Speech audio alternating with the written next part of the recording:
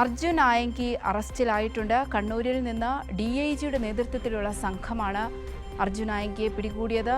ഇന്ന് വെളുപ്പിന് 2 മണിയോടുകൂടിയാണ് അർജുനെ അറസ്റ്റ് ചെയ്തിരിക്കുന്നത്. വിവരങ്ങളുമായി കണ്ണൂരിൽ നിന്ന് സന്തോഷ് കൂടി ചേരുന്നുണ്ട്. Santhosh, good morning. Good morning Santhosh, ഈ അർജുൻ ആയങ്കിയെ ഇപ്പോൾ അറസ്റ്റ് ചെയ്തിട്ടുണ്ട്. വെളുപ്പിന് 2 മണിക്കാണ് ഈ അറസ്റ്റ് രേഖപ്പെടുത്തിയതായിട്ട് അറിയാൻ കഴിയുന്നത്. എന്താണ് വിവരങ്ങൾ?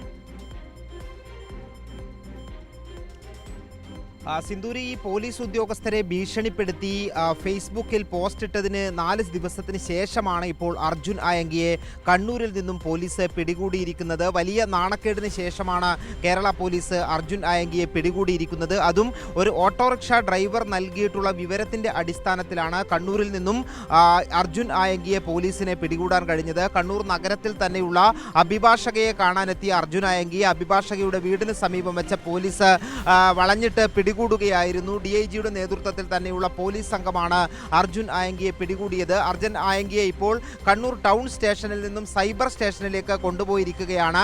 അർജുൻ ആയങ്കിക്കെതിരെ ഇപ്പോൾ അടുത്ത ദിവസങ്ങളിലായി 3 കേസുകൾ രജിസ്റ്റർ ചെയ്തിട്ടുണ്ട്. അത് എറണാകുളത്താണ് ഈ കേസുകളെല്ലാം ഉള്ളത്. അത് പോലീസ് ഉദ്യോഗസ്ഥരെ കോതമംഗലം CIയെ ഭീഷണിപ്പെടുത്തിയ കേസും അതോടൊപ്പം തന്നെ ആഭ്യന്തരമന്ത്രിക്കെതിരെ പോസ്റ്റ് ഇട്ടതിൻ്റെ പേരിലെല്ലാം തന്നെ അർജുൻ ആയങ്കിക്കെതിരെ കേസ് എടുത്തിട്ടുണ്ട്.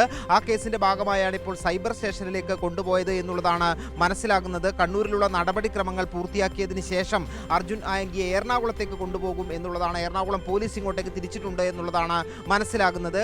അർജുൻ ആയങ്കിക്ക് വേണ്ടി ദിവസങ്ങളായി പോലീസ് വലവിരിച്ചെങ്കിലും അർജുൻ ആയങ്കിയെ പിടികൂടാൻ കഴിഞ്ഞിരുന്നില്ല. ഓരോ സ്ഥലത്തിരുന്നു കൊണ്ട് ഫേസ്ബുക്ക് പോസ്റ്റിലൂടെ തുടർച്ചയായി പോലീസിനെ വെല്ലുവിളിച്ചു കൊണ്ടിരിക്കുകയായിരുന്നു അർജുൻ ആയങ്കി. കേരള പോലീസിന് തന്നെ അർജുൻ ആയങ്കിയുടെ ഈ ഒരു ഇടപെടൽ വലിയ നാണക്കേടുണ്ടാക്കിയിരുന്നു. അതിനെ തുടർന്നാണ് ആഭ്യന്തരമന്ത്രി കർശന നിർദ്ദേശം നൽകിയത്. ഏത് വിധേനയും അർജുൻ ആയങ്കിയെ പിടികൂടണം എന്നുള്ള നിർദ്ദേശം നൽകിയത്. ഏതായാലും അർജുൻ ആയങ്കിയെ ഈ പോലീസിന്റെ മൂക്കിന് താഴെ തന്നെ ഉണ്ടായിട്ടും ഇത്രയും ദിവസമായിട്ടും പോലീസിന് അർജുൻ ആയങ്കിയെ കണ്ടെത്താൻ കഴിഞ്ഞില്ല എന്നുള്ളതാണ് ഏറ്റവും പ്രധാനപ്പെട്ട കാര്യം. ഇപ്പോൾ അർജുൻ ആയങ്കിയെ കണ്ടെത്താനായത് തന്നെ ഒരു ഓട്ടോറിക്ഷ ഡ്രൈവർ പോലീസിന് ഇൻഫർമേഷൻ കൊടുത്തത് കൊണ്ടാണ്.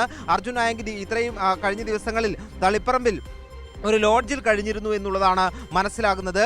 അവിടെ നിന്നും ഒരു ഓട്ടോറിക്ഷയിൽ കയറി പയ്യന്നൂർ ഭാഗത്തേക്ക് പോകണം എന്നാവശ്യപ്പെട്ടു. പയ്യന്നൂർ ഭാഗത്തേക്ക് പോകുന്ന സമയത്ത് തന്നെ ഒരു സുഹൃത്തിൻ്റെ സുഹൃത്തിനെ കാർ ഉൾപ്പെടെ വിളിച്ചു വരുത്തുന്നുണ്ടായിരുന്നു. പിന്നീട് ആ കാറിലേക്ക് മാറിക്കയറി പോയതിന് പിന്നാലെ ഈ ഓട്ടോ ഡ്രൈവറാണ് സംശയം പോലീസിനെ അറിയിക്കുന്നത് അർജുൻ ആയങ്കിയാണെന്നുള്ള സംശയം. അതിന് പിന്നാലെയാണ് പോലീസ് ഈ കാർ കേന്ദ്രീകരിച്ചുകൊണ്ടുള്ള നിരീക്ഷണം നടത്തുന്നതും സിറ്റി പോലീസും അതോടൊപ്പം തന്നെ റൂറൽ പോലീസും സംയുക്തമായി പരിശോധന നടത്തി ഈ കാർ കണ്ണൂർ ഭാഗത്തേക്കാണ് നീങ്ങിയത് എന്നുള്ളത് മനസ്സിലാക്കി കൂടുതൽ CCTV ദൃശ്യങ്ങളെല്ലാം പരിശോധിച്ച് കണ്ണൂരിൽ ഈ അഭിഭാഷകയുടെ അപ്പാർട്ട്മെന്റിൽ അടുത്തു വെച്ച് ഈ അർജുൻ ആയങ്കിയെ പോലീസ് പിടികൂടുന്നത്. ഇപ്പോൾ ഈ കേസ് അറസ്റ്റ് രേഖപ്പെടുത്തിയിട്ടുണ്ട് എന്നുള്ളതാണ് മനസ്സിലാകുന്നത്. നിരവധി കേസുകൾ അർജുൻ ആയങ്കിക്ക് എതിരെ ഉണ്ട്. അതിലേറ്റവും ഒടുവിലായിട്ടുള്ളതാണ് കോതമംഗലം CIയെ ഭീഷണിപ്പെടുത്തിയതും മറ്റൊരു പോലീസ് ഉദ്യോഗസ്ഥരെ ഭീഷണിപ്പെടുത്തിയതും പിന്നെ ഫേസ്ബുക്കിൽ ആഭ്യന്തരമന്ത്രിക്കെതിരെ പറഞ്ഞതുമെല്ലാം ഉൾപ്പെടെയുള്ള കേസുകളാണ് അർജുൻ ആയങ്കിക്കെതിരെ ഉള്ളത്.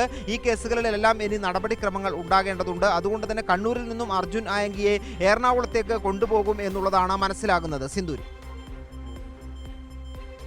ശരി, സന്തോഷാണ് കണ്ണൂരിൽ നിന്ന് വിവരങ്ങൾ നൽകിയത്.